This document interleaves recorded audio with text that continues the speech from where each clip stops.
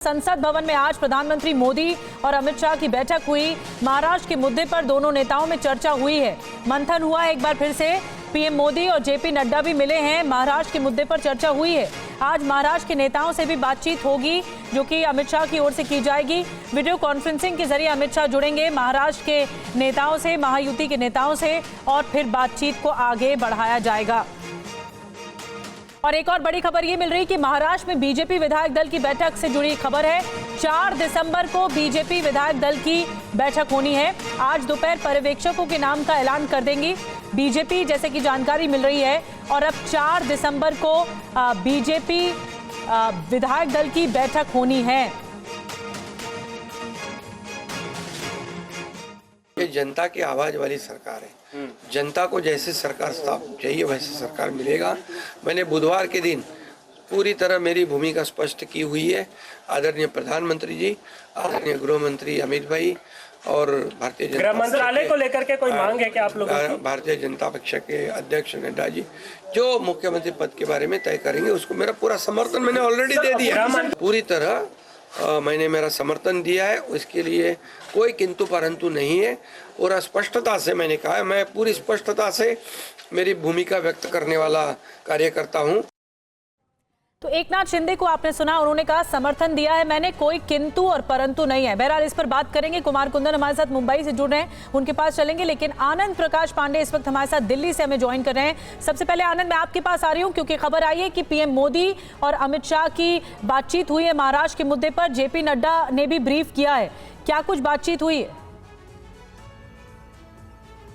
जी देखिए, आज सुबह गृह मंत्री अमित शाह ने महाराष्ट्र बीजेपी कोर ग्रुप के जो नेता थे उनमें से ज़्यादातर नेताओं से आज सुबह उन्होंने फ़ोन पर बात की और वहाँ के जो ताज़ा हालात हैं उसको लेकर उन्होंने चर्चा की। उसके बाद संसद भवन में गृह मंत्री अमित शाह ने प्रधानमंत्री नरेंद्र मोदी से मुलाकात की। लगभग आधे घंटे तक ये मुलाकात चली। बताया जा रहा है कि उस बैठक में महाराष्ट्र में आगे की जो रणनीति है उसको लेकर चर्चा हुई। और आज हमको बता दें कि आज दोपहर बाद यानी कि अब से कुछ देर बाद बीजेपी महाराष्ट्र के लिए अपने पर्यवेक्षकों के नाम का ऐलान करेगी। ये पर्यवेक्षक जाएंगे 4 तारीख को जो वहाँ पर बीजेपी विधायक दल की बैठक बुलाएगी, उसमें ये पर्यवेक्षक शिरकत करेंगे और बीजेपी के तमाम जो विधायक उस बैठक में मौजूद रहेंगे उनसे ये जानने की कोशिश करेंगे कि वो किसको अपना नेता चाहते हैं। और जो हमें जानकारी मिल रही है उसके मुताबिक अभी तक के हिसाब से देवेंद्र फडणवीस बीजेपी के विधायक दल के नेता चुने जाएंगे। लगभग उसको लेकर सहमति बन गई है और वही महाराष्ट्र के अगले मुख्यमंत्री भी होंगे। और रही बात एकनाथ शिंदे की नाराजगी की, तो वो नाराज जरूर थे, लेकिन अब बीजेपी हाईकमान ने जिस तरह से उनको अप्रोच किया, उनसे बातचीत की, उसके बाद एकनाथ शिंदे के भी तेवर ढीले पड़ चुके हैं और वो भी तैयार हो चुके हैं। हालांकि जब हमने बीजेपी के एक नेता से पूछा तो उन्होंने कहा कि एकनाथ शिंदे ही डिप्टी सीएम बनेंगे और अजीत पवार दूसरे डिप्टी सीएम बनेंगे और बीजेपी मुख्यमंत्री पद को लेकर कोई कंप्रोमाइज नहीं करेगी। बीजेपी पहले भी कह चुकी है। और जिस दिन 4 तारीख को जो बीजेपी विधायक दल की बैठक होगी उसी दिन नेता का चुनाव होने के बाद उसी दिन उस बैठक के तुरंत बाद बीजेपी और एनडीए के तमाम जो नेता हैं जो महाराष्ट्र के हैं वो गवर्नर के पास जाएंगे और सरकार बनाने का दावा पेश करेंगे और उसके अगले दिन यानी कि 5 तारीख को नई सरकार का शपथ ग्रहण समारोह होगा।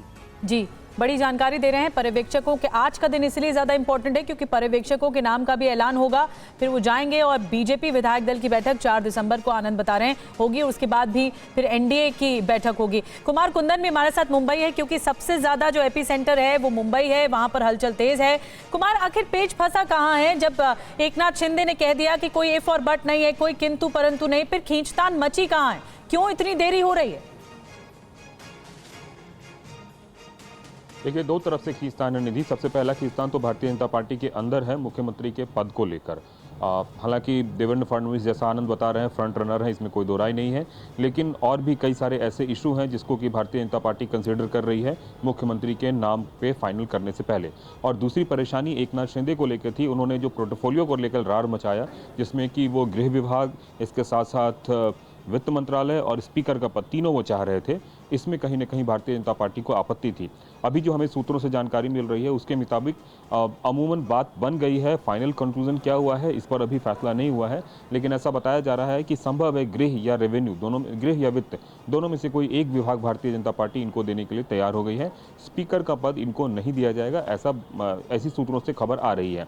ऐसा माना जा रहा है कि आज दोपहर बाद संभव है जो तीनों नेताओं हैं जिसमें कि एकनाथ शिंदे, देवेंद्र फडणवीस और अजीत पवार, तीनों की बैठक हो सकती है, लाइकली है, और उस पर एक फाइनल डिसीजन हो सकता है।